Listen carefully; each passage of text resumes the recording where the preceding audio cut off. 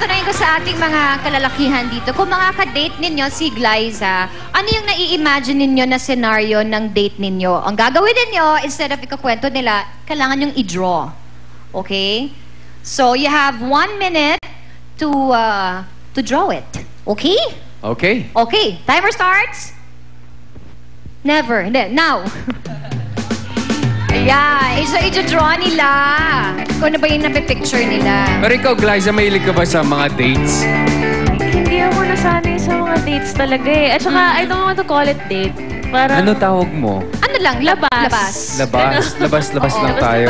Tama, Oo. tama. Kasi pag nababranch na parang date, parang date. Diba? Oo nga naman. Parang tayo na ba? Oo. Hindi naman. Pero, oo nga. Baka nga. So, eto na. Wow. Hindi na drawing mo.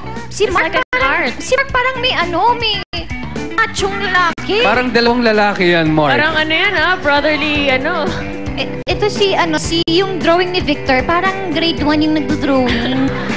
Sorry, I'm so sorry. It's Parang nasa gandola lang sila, honey. Wala na. Alright, time's up, guys. Victor, can you please explain your drawing? Ito yung the sun is setting. Wow. So dusk. Tapos dinner on a sailboat. Wow. Beautiful 5-course meal. Tapos kulang ako sa time. Dapat may band and singer dito. May ganon. Gusto ko yun. Mark, parang two guys are hugging each other. Actually po, ito po si Glyza, ito po ako. Tapos nasa ilalim po kami ng buwan. Tapos may mga bituin-bituin. Okay. Tapos bala ko sana po, nasa beat kami pero naubusan po ng oras. Saka, okay. Yun, So, kinalir ko talaga yung ako eh. May buhok pa ako doon eh. Oo nga. Hindi kaya Si tatay Glyza ni Glyza yan at tatay mo yan kasama? Brusco Teka, oo nga, brusko. Teka muna, so ito ay nagwa-watch kayo ng stars? Ganyan ba yan, ng gabi? Opo, Nasa by the shore? Nasa ilalim ng buwan po. Ay, stars ba yun? Akala ko panike, pare. Tatay naman. Joke lang. Okay, Fabio. This is me. This is her. I didn't have time to color her hair, pero this is her. Oh, you're combing her hair? No, to put color in her hair. Oh, I thought you're combing her hair. No. Okay. And then that's the boat, like a Titanic boat. Sobrang malaki. Malayo pa naka-Titanic Oh naman. Pero walang music, because I will be singing for her. So, and then I will bring her to this private exotic beach. There is no one there, very private, and then we can go there, see Just the the two of sunset. you? Huh? Just two of you there in the Oh private? naman, syempre. Oh, sorry naman. Wala, nagalit na si Fabio. Sorry naman, sorry. Si Fabio. Okay. Yeah. So, Glyza, narinig mo na ang mga... Lahat beach Yun yung gusto ko. Sino kaya sa kanila? Pero ang galing, no? Naisip nila Galing, na... lahat sila alam. Oo, usually kasi, baka nga kaya sa tubig. Nga lang.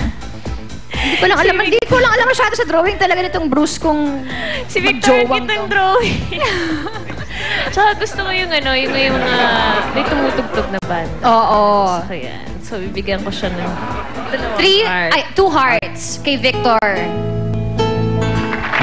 Wow. Okay.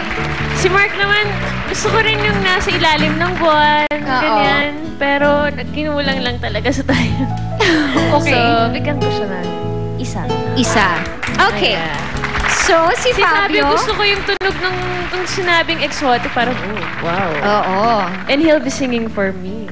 Tsaka naka-Titanic, kayo, Oo, Porma. Parang sweet nga yun eh. Ayan, ang hirap Nako, talaga. honey. Sobrang hirap. Mukhang Ano si ba yun? Fabio ang nananalo dito, ah. Meron pa naman. Meron May isa pa, tatay. Oo. May isa pa. Huwag kayong first, si mag-alala, guys. Fabio There's one more round. nananalo. Okay, sa round na ito, may 1 heart si Mark, 2 hearts for Victor, and 3 hearts for Fabio.